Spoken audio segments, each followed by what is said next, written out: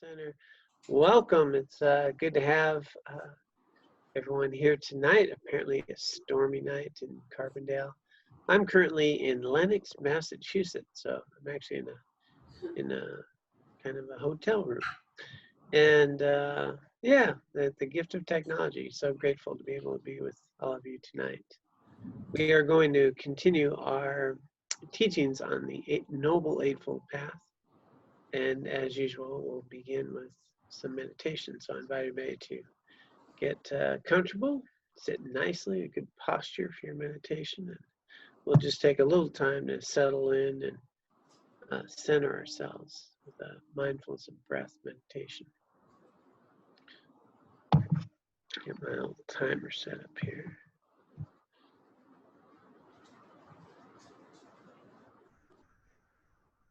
So, Aaron, I think there might be some background noise on your end. Okay, maybe you want to mute. Maybe mute unless till after meditation. Thanks. Okay.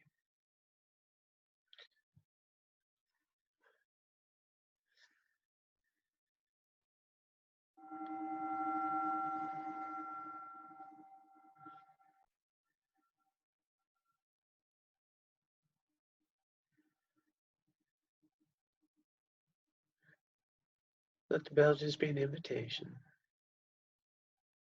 An invitation for your awareness to descend into your body.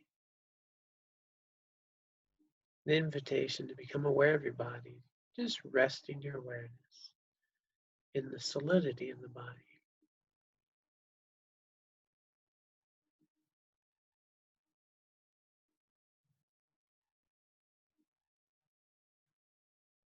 Allow your body to be relaxed and at ease. And just be aware of the sensations within your body.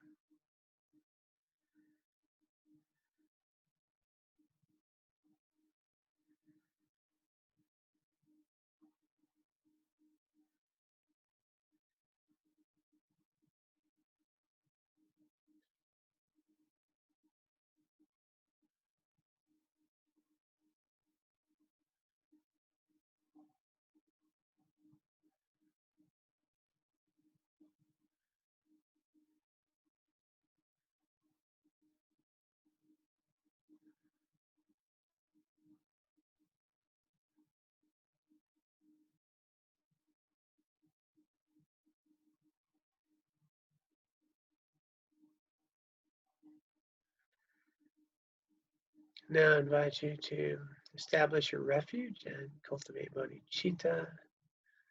And for those of you without such a practice, I invite you to just take a little time to set a clear motivation, a very good motivation for being here with the Dharma tonight.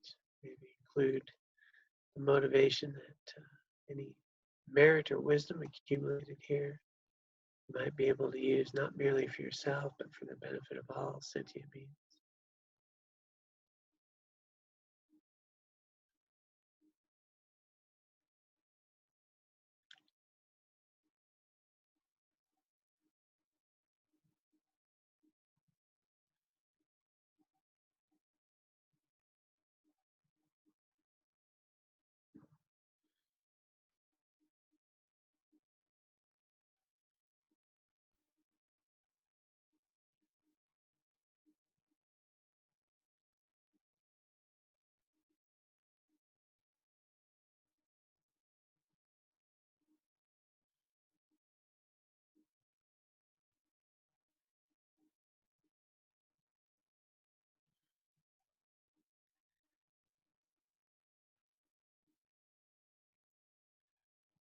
Now, having established a refuge, cultivate bodhicitta, or simply set a good motivation, let's just take a little time to relax and release any tension that we might have in our bodies. And I'll invite everyone to do this at their own pace, just scanning from the crown of your head all the way down to the soles of your feet, relaxing and releasing any tension that you find along the way. Relaxing any tension in your forehead, relaxing your jaw, dropping, relaxing your shoulders, etc. Just take, I think we'll do about 2 minutes, just scanning down, relaxing and releasing any tension that you may find within your body.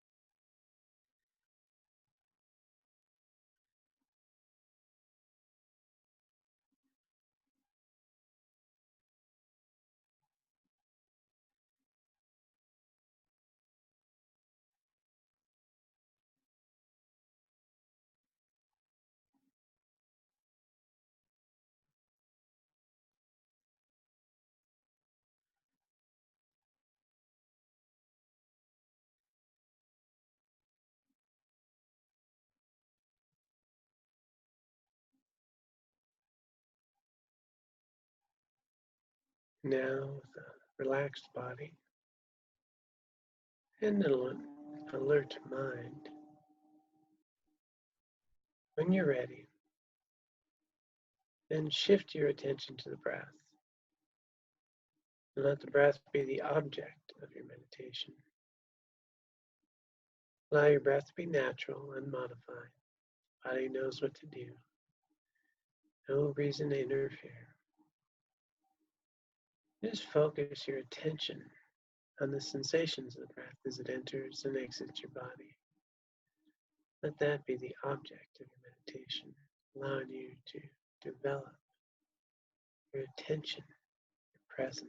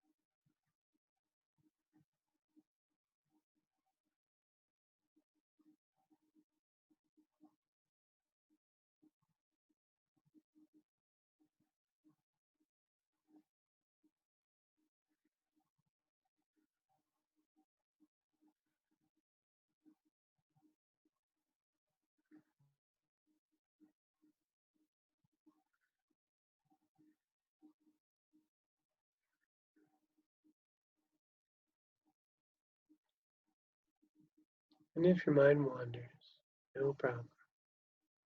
Just relax, release the thoughts, turn to the breath.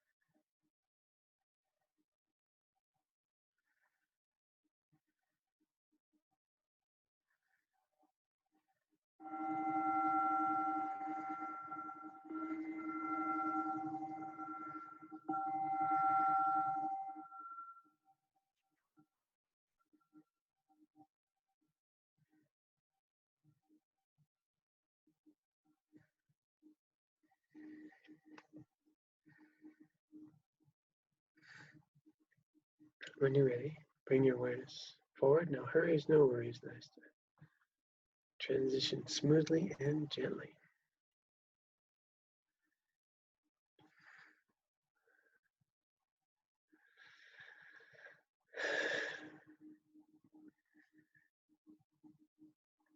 Okay, we are continuing our teachings on the Noble Eightfold Path. And we are actually on the seventh aspect of it. We've encountered right view, right intention, right speech, right action, right livelihood. And the last couple of weeks we've been working on right effort, and now we're moving into right mindfulness.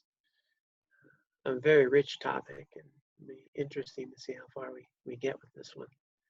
And really happy to entertain any questions or any dialogue that comes up. So if you're listening online, please know that you can just raise your hand and we'll be able to hear your questions or comments as well.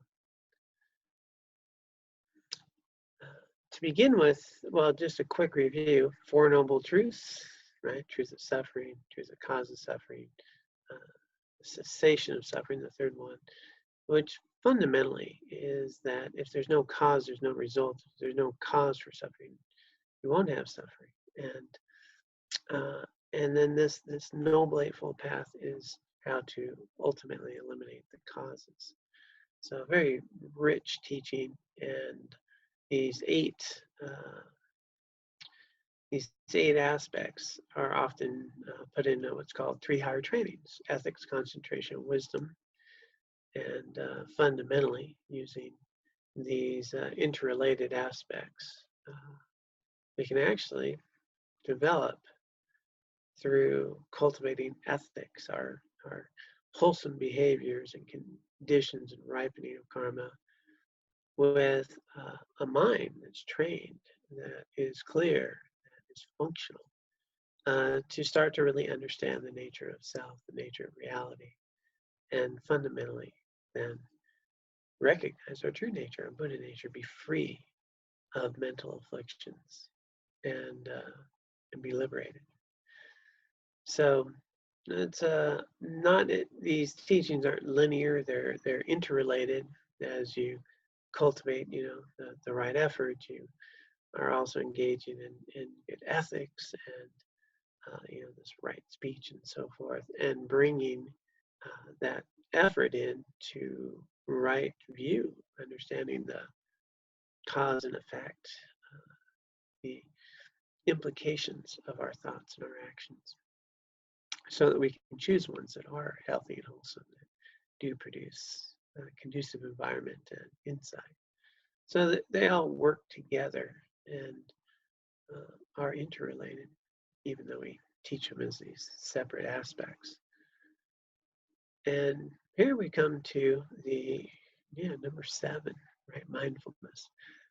And it's interesting because they use the word right for all these, and it's probably not a great translation. But when we get to mindfulness, we're going to find that there's no actual right definition of mindfulness. So right mindfulness is kind of a funny term.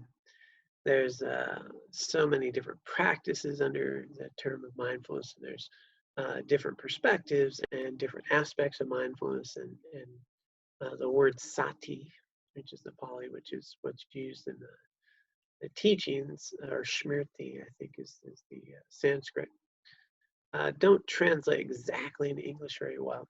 And at different levels and aspects of teachings, they'll take on a little bit different connotation. And so often there's quite a bit of debate. So we want to keep things pretty straightforward, as clear as possible. And this word sati, this mindfulness, really relates to the ability to be present with what you're doing, and a presence of mind, a state of non-forgetfulness. If I'm going to attend to something, I'm not going to forget that I'm attending to it. It's being here in this present moment, with clarity and wisdom, fully present, fully engaged, without distraction, and with as little elaboration as possible. And actually, at certain aspects, just bare awareness, just fully attending to something, observing it, without being hooked by it, without being drawn into it, without identifying with it, without exaggerating it. And we'll unpack that a little bit as we get into this. So often we'll hear things like present moment awareness, without judgment. which is really much more around without elaboration, just experiencing things at the experience level without all the labels that we attach, the categories we put things in, and how we construct what we're seeing into pleasant and unpleasant. I like, that's Joe, and Joe's like this. Just experiencing the form, the experience of someone that we call human. And this is critical to develop if we're really going to progress as this mindfulness, the ability to observe, to be present with what we're doing, whether it's our thoughts, our emotions, whether it's an activity that we're doing, to be fully present with it and aware of what we're doing. And I like to really bring it to the ability, especially if we're living mindfully, at one level to be present, know what I'm doing. And that's big. I mean, we don't know what we're doing much of the time, right? We can drive somewhere, ride somewhere. We could be talking to someone. Our mind can easily drift off, and then we don't know where things are that we put down, and we don't remember that thing that we're just going to get at the grocery store. Didn't write it down. Had a conversation. Didn't get it. Don't remember somebody's name. They just introduced us. When we think about how often we're not present, how often do we actually know what we're doing? And how often do we, just for a simple thing that I find fascinating is if I'm not mindful, I'll be scooping like coffee to put in a coffee filter, and I'll spill some right at the end. Well, why would I spill? It's not very hard. Spoon goes here, goes there. But all I'll notice is my head turn, my mind, just before the final scoop goes in. It's off to the next thing. And I'm not actually watching or present with all the coffee going into the filter. I'm already going for the next one. And we really kind of take some time to see how much we're not present, how many things we do without actually being attentive to doing them. How many times are we talking to someone and doing other things? How many times are we thinking other thoughts when we're even engaged in a conversation? It's really fascinating to see how we function in this world without actually attending to what we're doing. So, they've been trying to kind of research how inattentive we are. And, one of the most quoted statistics is around half the time. About half the time we don't know what we're doing. And that's on some studies shown with checking in with people. So if we don't know what we're doing about half of the time, that's kind of shocking. And then if we do know what we're doing, whether or not we're able to do that mindfully aware of what we're doing, it present to the thoughts and feelings and emotions that are arising, well, that's a different, way of being. So mindfulness isn't just being aware of what I'm doing. It's really at this highly functional ability to be aware of what I'm doing as an observer, watching the thoughts, the motivations, the actions in real time, without being hooked by them, without being hooked by the thoughts, the feelings, understanding that you're observing them, you're not them. And that's a real high degree of mindfulness. And so it starts with this being present with what I'm doing. I know what I'm doing. And then it takes on a greater degree when we know why we're doing what we're doing. What are the impulses, where the habit energy, what are the motivations of doing what I'm doing, why I'm doing it. And then bringing in wisdom and discernment. Am I aware of what I'm doing, why I'm doing it, and whether or not it's wholesome or not? Is this activity helping cultivate a path of awakening, or is it undermining the path of awakening? The activity I'm engaged in, am I aware of my primary motivation? Is it out of harmlessness, or is it out of ill will? Is it out of jealousy, or is it out of compassion and kindness. What's going on here? And if we go back to right intention, 3 primary motivations, the intention, could I be mindful of those as I'm engaging in my activities? Right? Am I really coming from a place of renunciation, harmlessness, of goodwill? Or to rephrase that, of compassion, loving kindness, and that renunciation of seeing things more accurately. Is that my primary motivation for talking to somebody or engaging in activity? And so imagine what it'd be like to know what you're doing, why you're doing it, whether or not it is wholesome or not, whether or not it's right intention or not. And then fundamentally with the renunciation aspect, the idea that, is this actually based in reality, or is it just a big elaborative process that I'm clouding with my own self-grasping and confusion?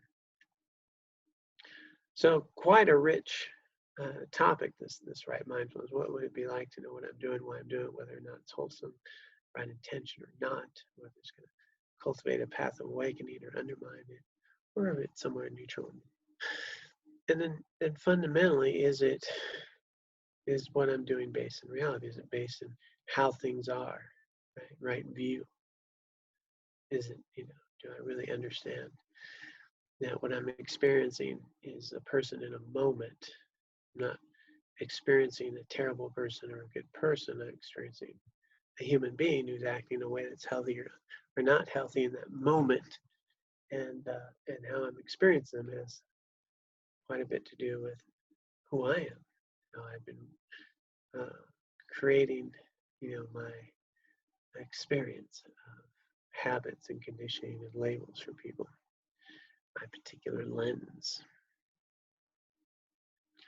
So you can see it's a pretty light topic, this mindfulness. Probably shouldn't take more than a couple of weekends, and I'll be good.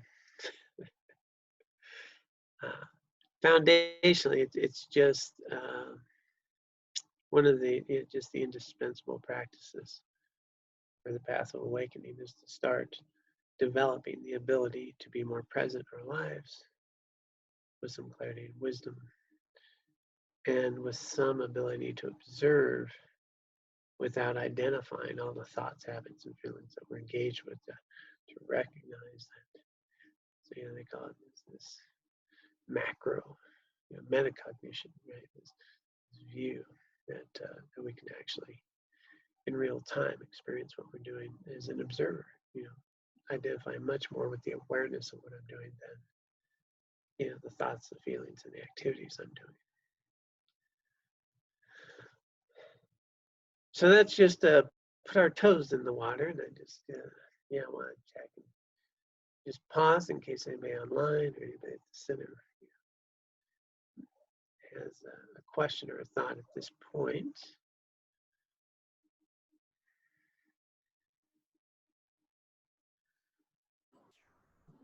John, I might say something. Can you hear me? Yep, we can hear you. So I'm thinking about this. I was reading this morning in Liberation in the Palm of Your Hand about, in the very beginning of the book, talking about the preliminaries practices.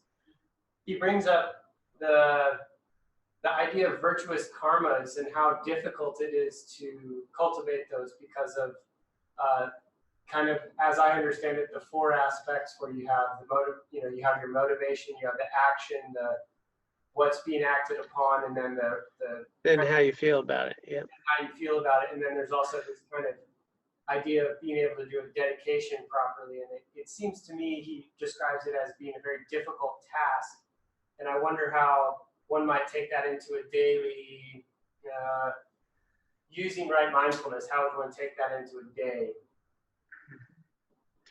Yeah, and just clarify for all those listening as well, as Aaron's referring to a Lamrim text of the Tibetan lineage, in which the commentary is really talking about how easy it is to create a pretty unwholesome karma. We can get angry, yell at somebody, and feel pretty good that we set them straight, and that doesn't take a lot of effort. But to create a purely wholesome, full, complete karma, actually tends to be a little more effortful. And he's making points very difficult in that commentary. And he's referencing that in order for a this really pure, wholesome karmic imprint that we want to create, it always starts with intention, right? Motivation. Why did I do it? So I think Aaron's tying in, what if I knew what I was doing, why I'm doing it, whether it's wholesome or not, right? And based in reality, how that really ties into these four aspects of how we create, the most conducive environments in a really healthy karmic imprint, creating the merit, the conditions for enlightenment.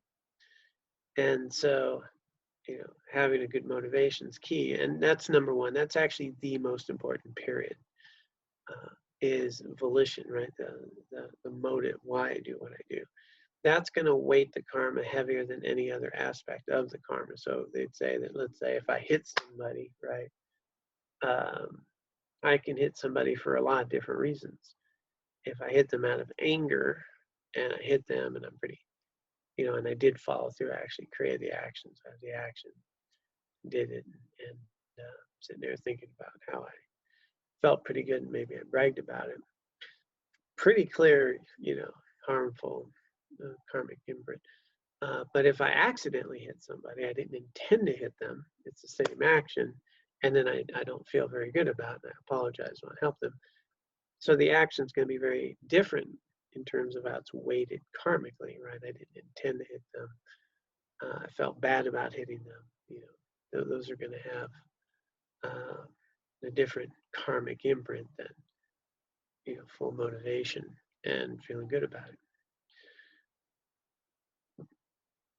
It all matters, but the big piece is why, right? The biggest piece. And so, I used to use the analogy when they were talking about how hard it is. I really want to create some good merit intentionally, on purpose.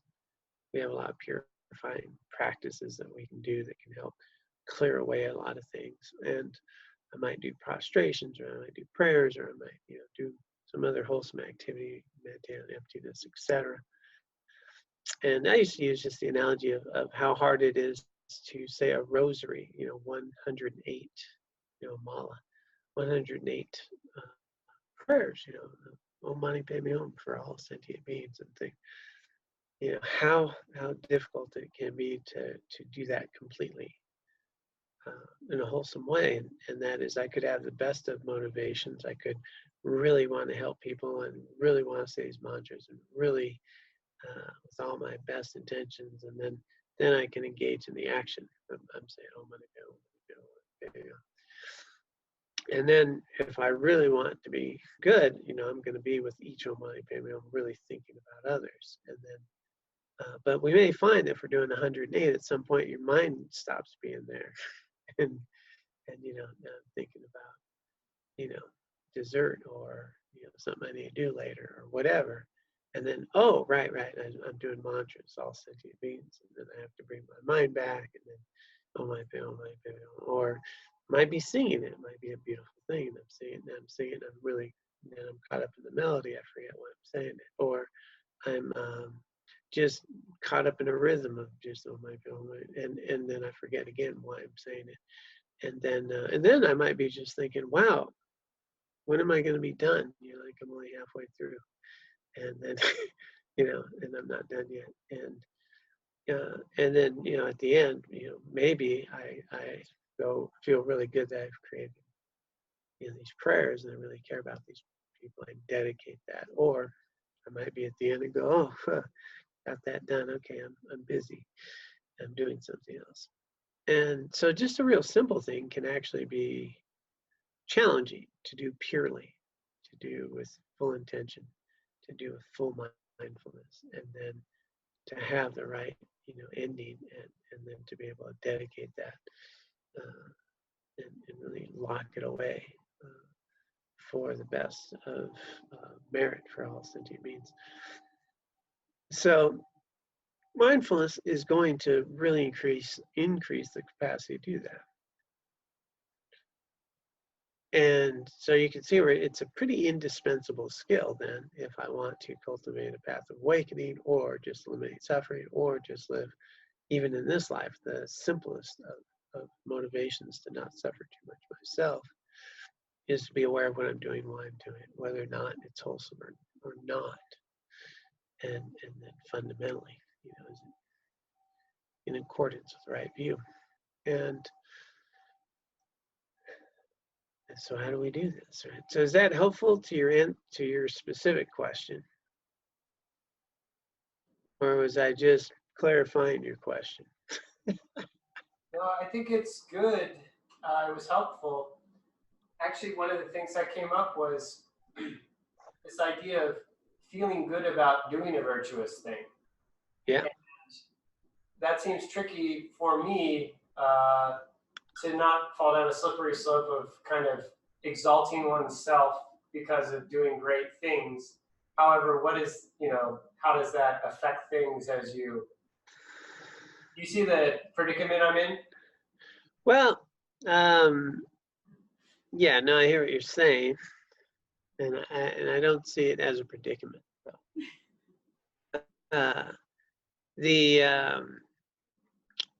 Feeling good about what we're doing for all sentient beings is feeling good about the activity of the path, the motivation, which is different than feeling good about, hey, I'm a much better practitioner than so and so. And very, very different things. Feeling and rejoicing in our virtuous activities, when it's rooted in the motivation to be a benefit to all sentient beings, to cultivate a path of awakening, that in itself is not a problem. Where it gets to be a problem and is when we start start then measuring how good we are compared to others and so forth, and solidifying, right, the ego, the sense of reification of self. But to feel good about a wholesome activity that was engaged with for the proper motivation of being a benefit to all beings, or to eliminate suffering, or to awaken for other beings, in that sense, is not necessarily a slippery slope at all. As a matter of fact, it's a path of awakening. Slippery slope would become, not a sense of feeling good about what you're doing, but about feeling a certain pride in it, which then becomes a little bit different. And so there's a distinction there. Pride has that other element, I'm better than other people, whereas feeling good about wholesome activity that benefits all sentient beings, in the same way that you would feel good about, anyone else doing the same kind of thing. We're thinking of the Dalai Lama and what he's doing. It's that same kind of feeling but based in the recognition of right view, that there is no, independent John that's doing this wonderful work. Rather, that this wonderful work is done in the recognition that the label John and the way that John's appearing, is a very temporary thing. But what's happening is, as the result of my interconnection with all my teachers and all the teachings and the conditions that have given rise for these moments to really be of benefit to others. And so the difference then always comes back to the view, the motivation. And if we have proper view, it's not going to be too problematic. Where it gets trickier is if we have improper view, and there's some reification of some sense of John that John's feeling pretty prideful of. Is that more helpful? That's helpful. Okay. Not more helpful, just helpful. Okay. It's more helpful.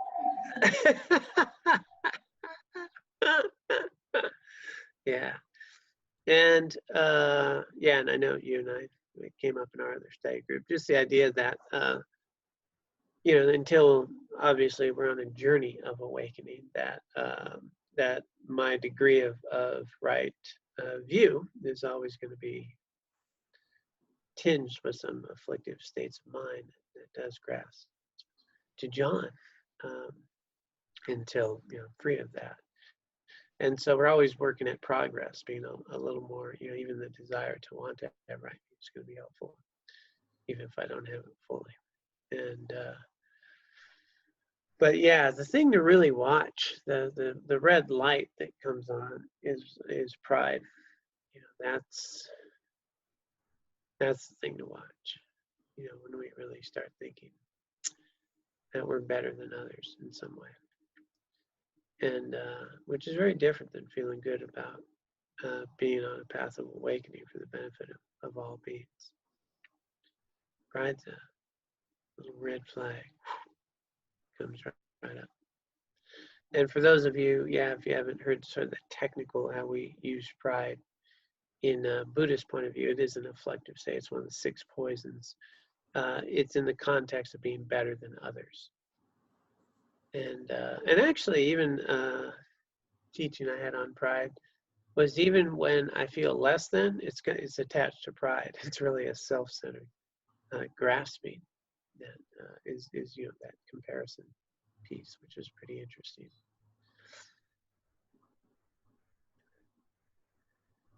So yeah, so anyone else, especially anyone online that has a thought or comment they'd like to share, question, good discussion point.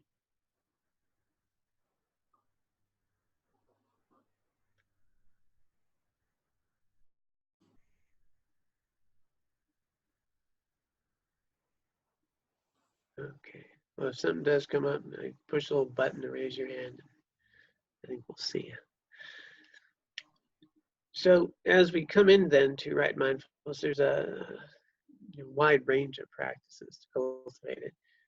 And essentially, really the fundamental way to develop mindfulness is through shamatha practice, calm abiding is what's usually called, but to really develop our concentration, which is actually part of the next one in this particular presentation,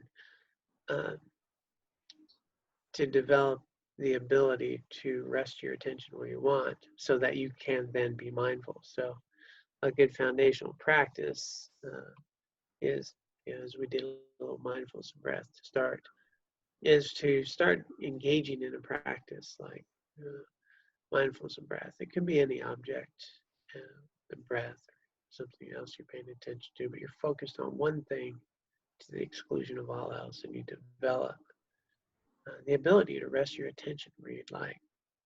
And that lays the foundation then to start engaging in these other types of mindfulness meditations and practices.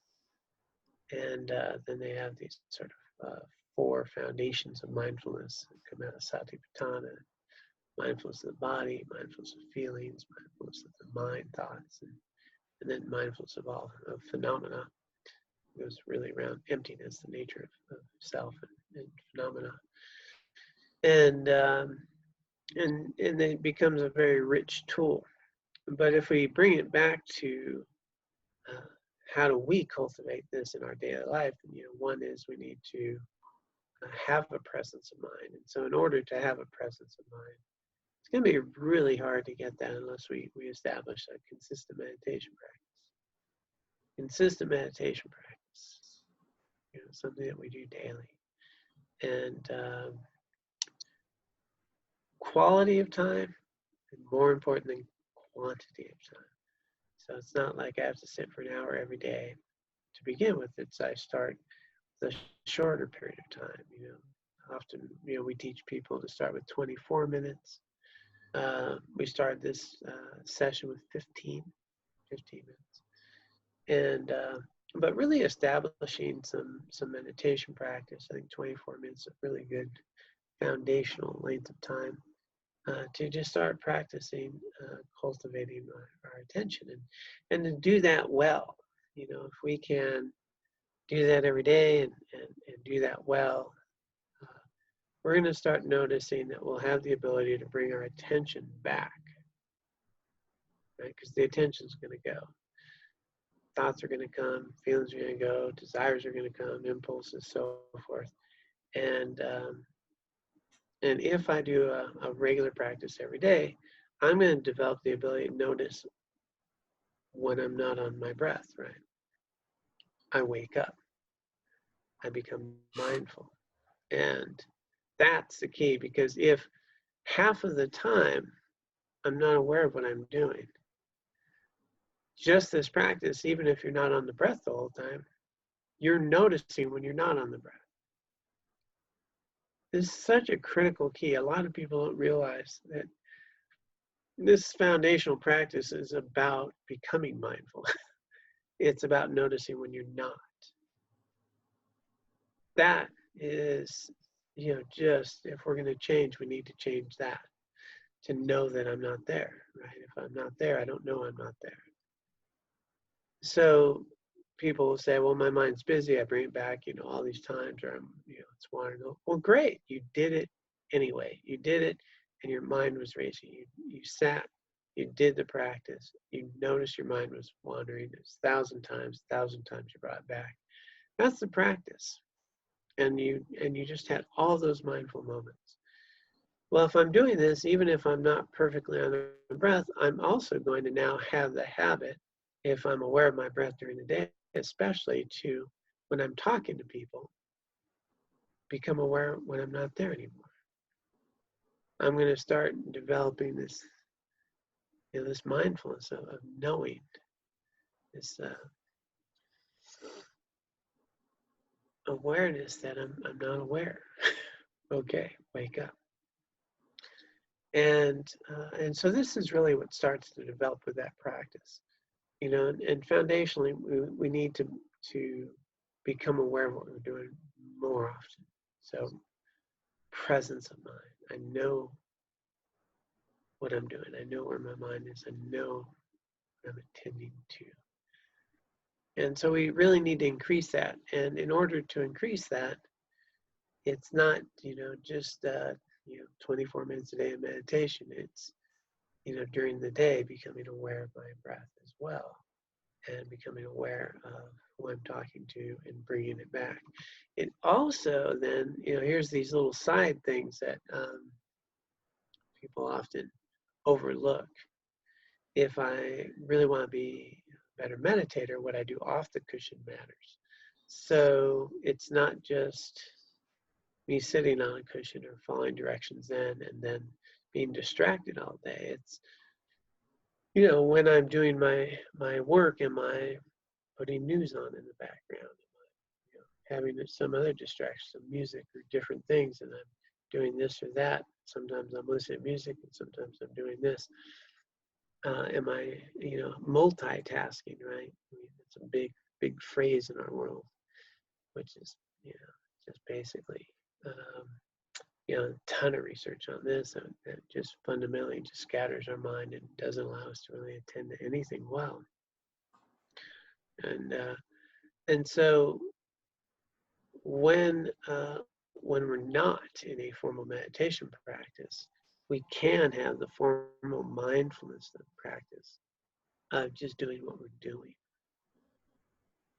Just doing what we're doing. If we're talking to somebody, just talk to somebody. If we're writing an email, just write an email.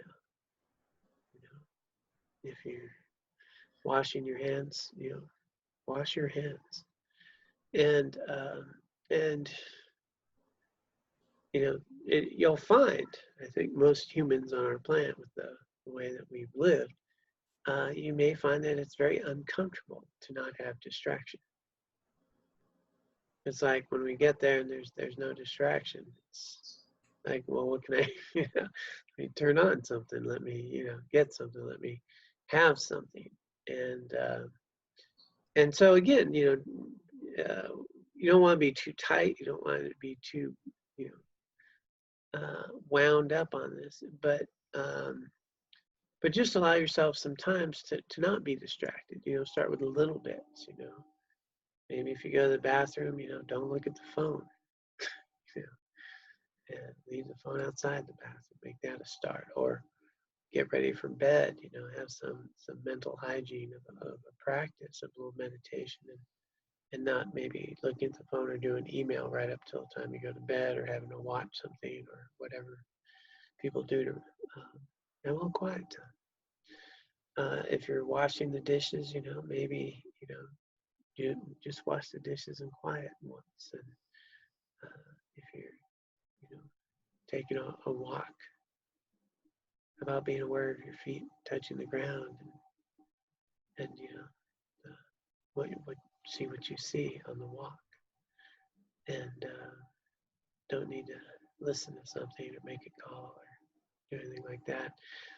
And in that way, there's a real opportunity to use your time wisely in a real foundational practice that we normally wouldn't do, because my practice time could be in the morning, and then I'm doing all my other stuff, my worldly stuff, and it becomes these two separate things. If we really want to make progress, our life needs to be really practice, and if we're not there for it, it's going to be hard to really cultivate what Aaron was talking about. These wholesome, merit-filled conditions that really illuminate the path for us. Aware of what I'm doing, why I'm doing it. Is it wholesome or not? Is it based in right view? And it's going to be hard to do that when I'm distracted. So one of the things I think is really valuable for people is to start noticing that distraction, notice that tendency for distraction, and the discomfort we have in just doing one thing. And then give yourself a little practice at doing just one thing sometimes during the day. But don't, again, not overkill. I equate it to, sitting and starting your meditation practice with 3 hours of meditation. You're going to wear yourself out, and it's going to be painful. So we're starting at 24 minutes, right? And then during my day of distraction, I'm going to take maybe, a little time to, a few times a day, just do one thing at a time. To not have a radio on, to not have news on, to not have some distraction, and tend to something. If I'm going to write an email, maybe even take a moment to think about why I'm writing it, who's going to read it, not just get it done. Taking some time to attend to one thing at a time, whether it's the dishes or a walk, and to do that more. And I think you'll find that when you start doing that, it actually becomes over time quite pleasant. Quite pleasant, and our mind starts to heal. Our mind starts to really enjoy being present. Again, not all at once, just a process of engaging in this and doing it a little bit more as it gets more comfortable. So again, I'm going to pause there now. Well, you guys, it's about 7 o'clock your time, right? And see if anyone has any curiosities, questions, or thoughts.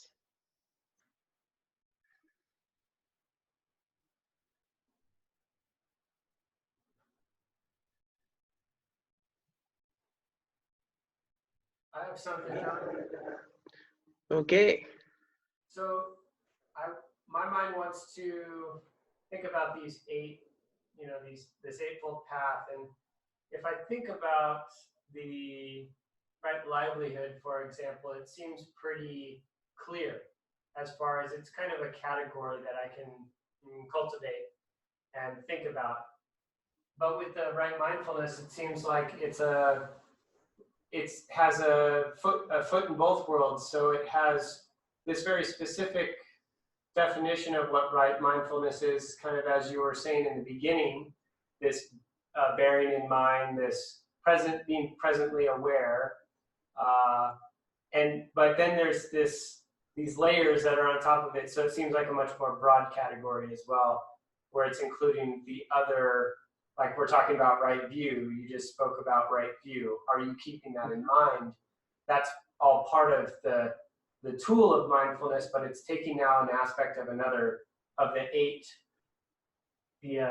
Eightfold Path. So, I mean, they're all interrelated, yes or no? They are all interrelated, but this one more specifically, even in presentation through Pali Canon, text really talks about mindfulness being able to direct towards samadhi, this ability of complete concentration or of insight towards the recognition of the nature of things and liberation. And so this becomes a technology. I think that's what Alan likes to use, this great technology that we can use. I actually use that with shamatha. But the mindfulness is the foundational tool that's the glue that holds all of these pieces together. But to make it more concrete is that, yes, we can, with mindfulness, start developing these higher degrees of mindfulness. But what I'm talking about, first and foremost, is starting with being present. And that, that's pretty concrete. Am I aware of what I'm doing? Am I aware I'm scratching myself right now? Okay. Imagine how many times you scratch yourself when not aware of it. And really have that be a foundational piece of becoming mindful. And then naturally, as you're pointing out, these interrelated pieces will become, because I'm also going to be aware of whether I'm doing something that's wholesome or helpful, ethical or not, right? Right livelihood, you pointed out too. But I'm going to start to be aware of the feelings that come up when I do something I don't feel good about. I'm going to be aware of the ability to bear in mind. Like if I start being more present, here's something that's, I think, really, really important to know, is that when I'm really present, when I read something, like I'll remember it. If I'm really present, when I engage with some activities with people, I'll tend to remember them more. And so, again, sati, the state of non-forgetfulness, that, if I bring to mind on purpose, again and again, these ethics and values or right view, and think about them and bring them to mind consciously and am present when I do so, they're going to stick more. And so they're going to more naturally arise as I'm present. But the piece that I think we're alluding to here that is often left out of mindfulness, and I think is just sadly left out of a lot of mindfulness teachings, is being mindful of what we are bringing to the mind on purpose. So that means that I could spend my time distracted, or I could spend my time watering my seeds consciously, the thoughts and the attitudes that create the conditions for awakening. I can bring to mind on purpose, remembering, the benefits of compassion, my motivation for this day that will never come again right now. And our other group, we're saying the 7-point mind training, we're at this rare and precious human rebirth. I can make time to reflect upon the rare and precious human rebirth every day and consciously think about those and be present as I'm thinking about those. And then they become a part of my consciousness. They get some roots, and then they more naturally arise. And so being mindful of what I'm putting in my mind, and not passively, not just aware of what's coming to mind, but I can be consciously putting thoughts, habits, and attitudes in my mind on purpose that are beneficial and supportive to a path of awakening. And I think that's what gets missed a lot, is is, taking that time to proactively, not that it's just going to naturally arise, but that I wake up each day and I'm going to remember a rare and precious human rebirth. I'm going to remember, impermanence and death. I'm going to remember, this law of cause and effect of the karma, of the seeds and the propensities, the potentials I'm creating. And how important it is to tend this rare and precious human life.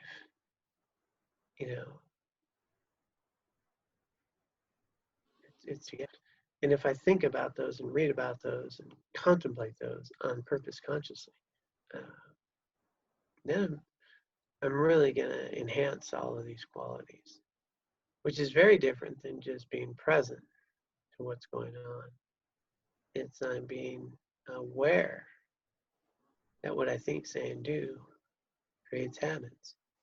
And what if I took time to consciously water the habits and the thoughts that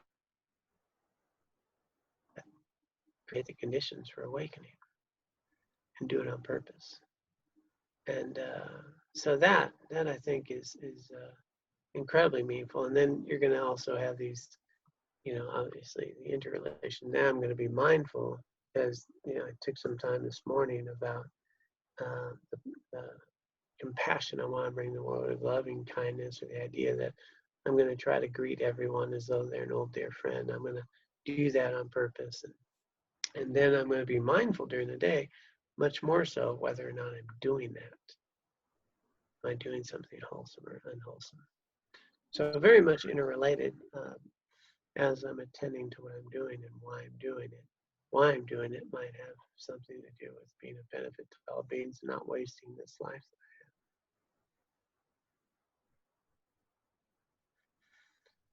I have. But again, none of this matters if I'm not aware of what I'm doing.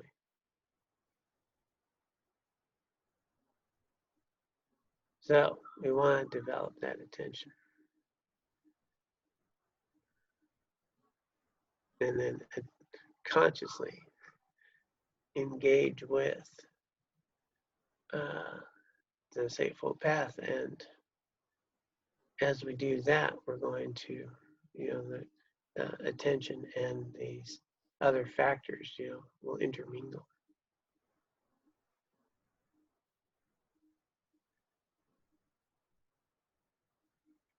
So hopefully that's helpful.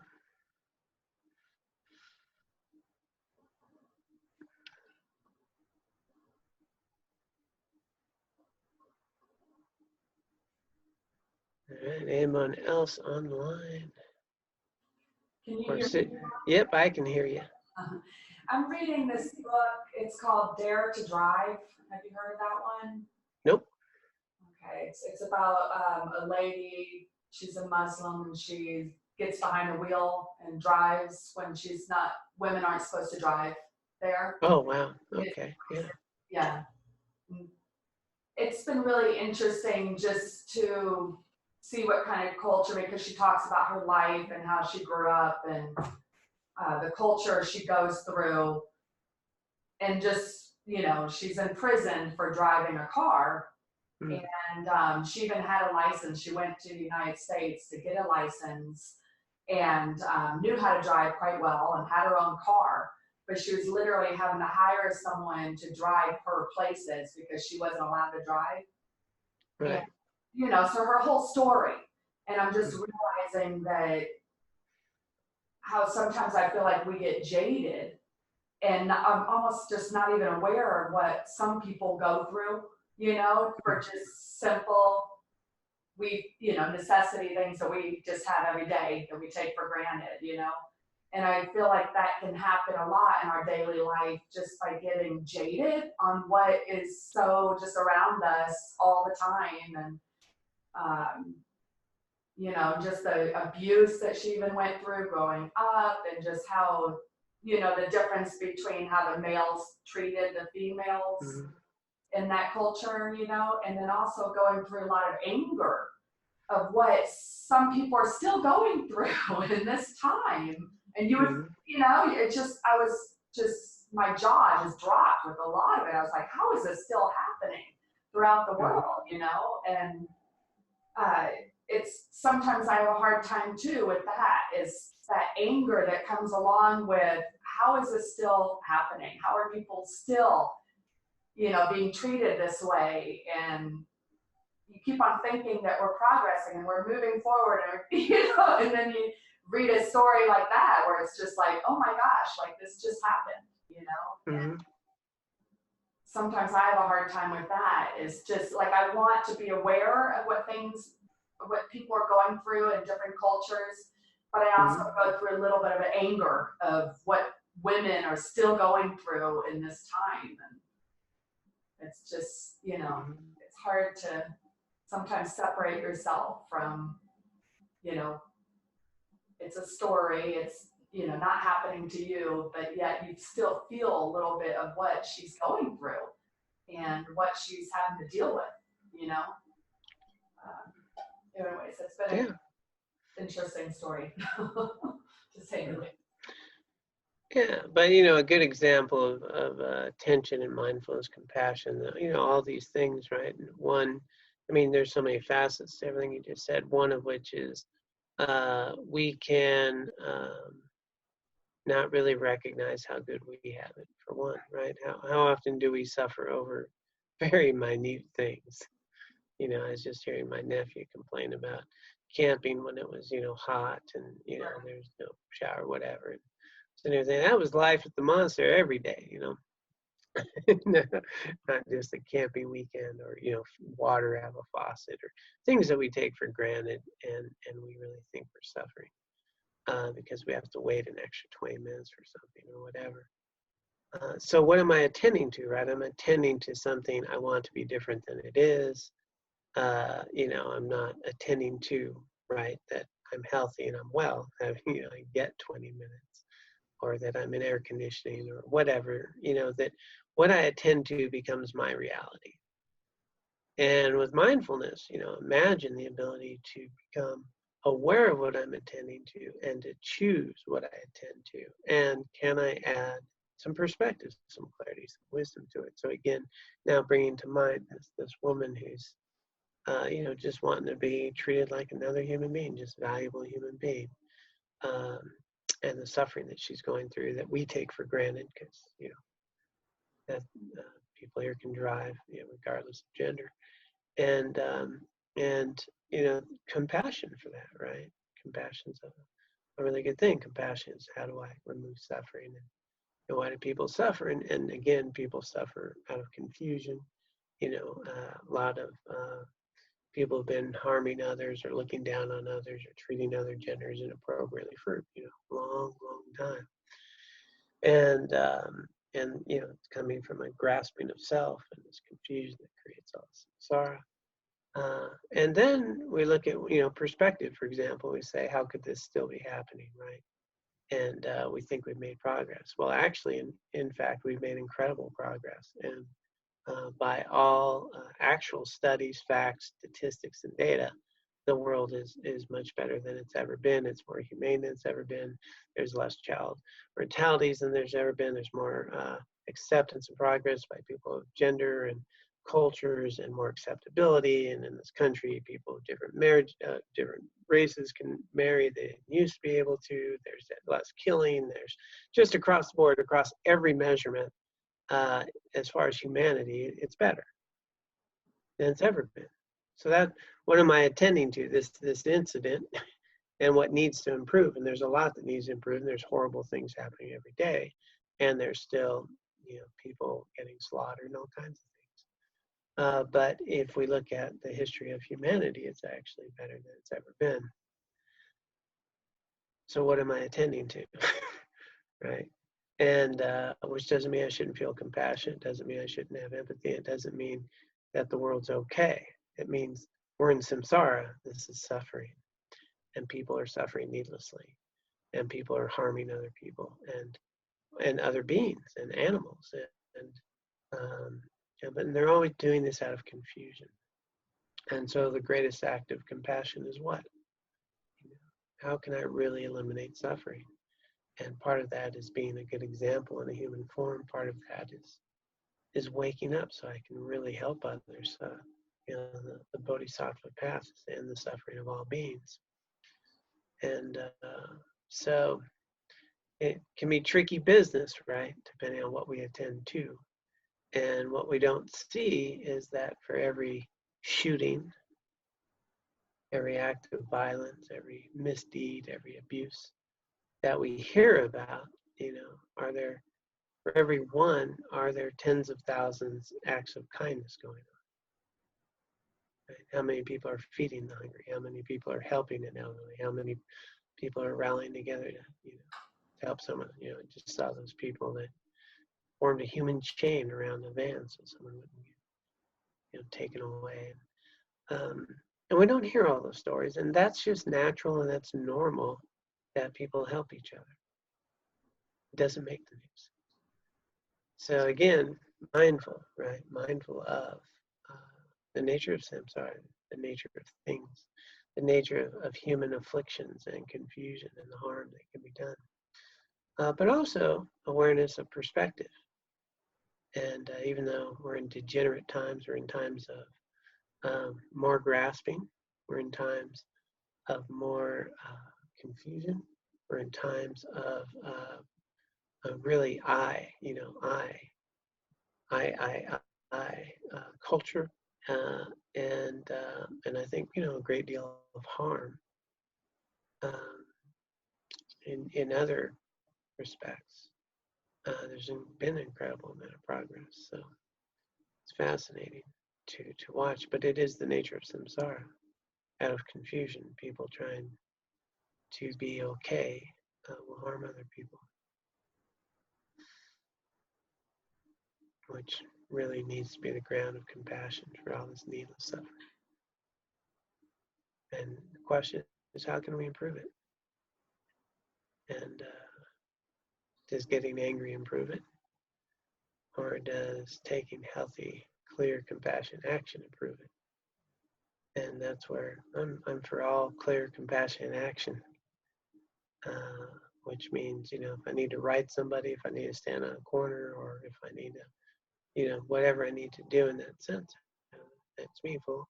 But one thing I can do is right here, right now, be a better human being, and recognize that for the moment I'm more compassionate, there's more compassion in the world. And the more loving kind I am, the more loving kindness there is in the world. That's tangible. And I'm really going to help people on a much long term when we think about eons of lifetimes instead of just this day. If I cultivate a path of awakening, and we really think long term, we do not change hearts and minds daily, but we do change it in a longer term. And so remembering that can be helpful. I'm not as helpful when I'm angry.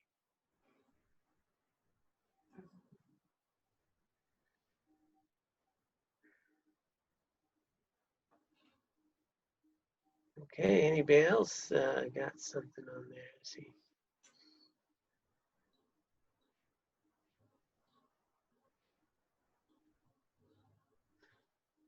Okay, well, let me just go ahead and summarize a little bit around Right Mindfulness. We'll probably pick it up again next week and dive a little deeper, but I see we're already coming up 7:20. So when we think about Right Mindfulness is presence of mind. That's the foundational practice I'm encouraging everybody to do this week is to start developing practices that help you become more present. That's our foundational piece. Next week we'll unpack some of the mindfulness teachings and practices, but really starting at actually knowing what I'm doing, is helpful. And so a meditation practice, I know when Samta was here, she'd always say, make a commitment so many minutes a day, and see if we can do that for a week until we come back. And with that practice, then in my day, make a commitment this week to do something without distraction. And, if I normally have the news on when I'm eating breakfast, maybe don't put on the news and just eat breakfast. Something that we do that's going to allow us a little more presence to what we're doing during the day. If we walk to work, make a commitment to just mindfully walk to work, feet on the ground, take a look around, be present with each step. Something just noticing the distraction. What's something I can do that is just a thing at a time? If I'm cleaning the house, just clean the house. Just do the dishes, just do the dishes. And see if you can talk to someone on the phone and just talk to them on the phone without doing something else. A lot of times we're doing other things. We're talking to someone on the phone even. This is going to go a long way in developing a presence, a mind that knows what I'm doing, because I'm doing one thing. And so I think that'll be a really good practice for this week. And I'm going to invite you to engage in that practice. And then, when we come back, we'll look at ways that this right mindfulness can be integrated in some other aspects of our lives as well. But straightforward concentration meditation practice, and then some mindful practices during the day where we just attend to one thing at a time. And again, don't push yourself too much. I don't want to be too tight with this. You just want to do a few things. Give yourself a little time. And that way it's more pleasant. We'll do it more frequently. Let us dedicate the merit and the wisdom that we have accumulated here today, both individually and collectively, as well as throughout our lifetimes. Dedicate this for the benefit of all sentient beings. May all sentient beings be free of suffering, purify their minds, be free of samsara. May we be able to use the merit and wisdom accumulated here today and throughout our lifetimes to purify our own minds, to recognize our own Buddha nature, to wake up so we can truly be of benefit to all sentient beings. May we also dedicate the merit and the wisdom accumulated here today and throughout our lifetimes for the long life of all the spiritual teachers of all spiritual traditions that are authentically teaching a path that leads to no more suffering within their own traditions that are meaningful and helpful to all sentient beings.